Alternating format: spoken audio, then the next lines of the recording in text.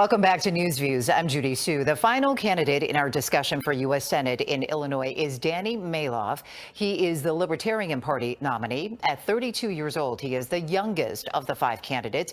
He graduated from Illinois State University with a degree in accounting and works at a global manufacturing company. Malouf wants to bring troops home and cut taxpayer-funded foreign aid, end the war on drugs, abolish the Federal Reserve, and protect the Second Amendment. Danny Malouf joining us this morning on News Views. Good morning. Thanks for being here. Good morning, Judy. Thank you for having me. So let's get started with a question that we asked the other candidates. Senator Durbin saying in this race that his seniority will be even more crucial now than ever before to make sure that Illinois has a seat at the table. What do you bring to the table that your opponents don't? Sure. I think I am the only candidate who brings the Constitution to the table. So every candidate in this race, or every candidate for Congress, does take an oath to support and defend the Constitution of the United States. And I am the only candidate who will always uphold my oath to support and defend the Constitution. I'm also the only candidate who will oppose all new taxes and all new forms of bailouts. What motivated you to jump into this race?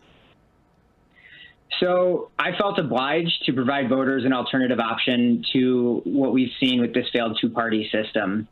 Over the course of my entire adult life, we've seen a two-party system that has consistently put special interests over the Constitution, that steals 20 to 50% of the money we earn, engages in endless war overseas, spies on its own citizens, has created the most imprisoned country in the world, inflated away the value of our money, and wastefully accumulated a now $27 trillion national debt. And while my opponents are talking about who can give away more free stuff to voters, who can make more promises, I'm saying we need to shrink the size and scope of the federal government, and I'm the only one in this race doing just that. As a libertarian, you're in favor, of course, of the free market. How would that help address the nation's healthcare system and the serious concerns about rising costs when it comes to insurance and prescriptions? Sure. So actually, I think it'll both help the healthcare system as well as the unaffordable tuition that we're seeing on college campuses. Both in healthcare and tuition, we've seen the government get involved. Specifically in healthcare, since 1965, the government's been spending trillions of dollars in the markets. They've been adding regulation after regulation and after regulation. Most recently, it's been the Affordable Care Act, but unfortunately, the Affordable Care Act hasn't made care affordable. As the federal government continues to subsidize and regulate and create barriers to entry for competition, we continue to see prices increase. So what I like to say is that nearly all of the problems we face today are a result of the government being way too big, and specifically healthcare and education are 2 examples of that.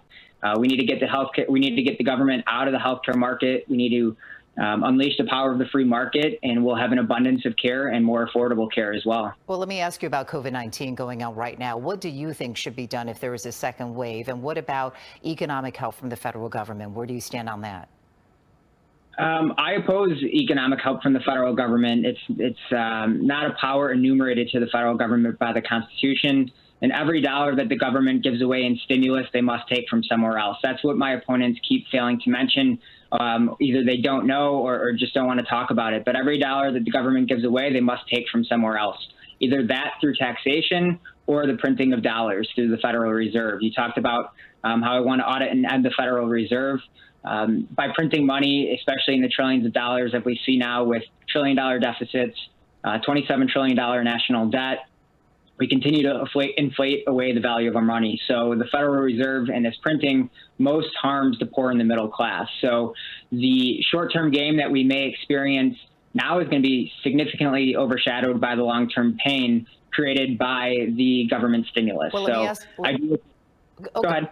Oh, I just wanted to continue with that. Let me ask you about the nation's budget and the deficit, because you're campaigning against what you call failed monetary policy. So what is your view on how to bring that spending under control and the role of the federal government?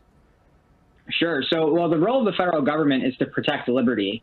It's not to take care of us from cradle to grave. And I think that's a common mistake for both Republican and Democrat voters. The role of the federal government, especially Congress, is clearly outlined in Article 1, Section 8 of the Constitution. So in order to rein in spending and rein in the deficits and rein in the national debt, I do think we need to return federal spending levels to 2006 levels.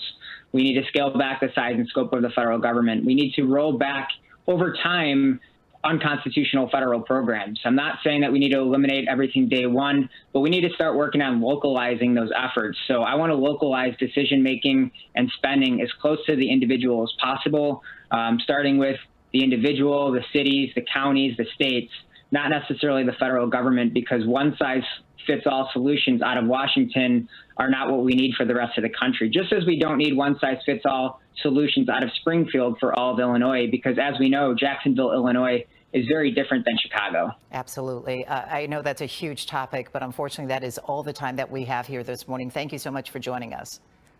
Thank you for having me.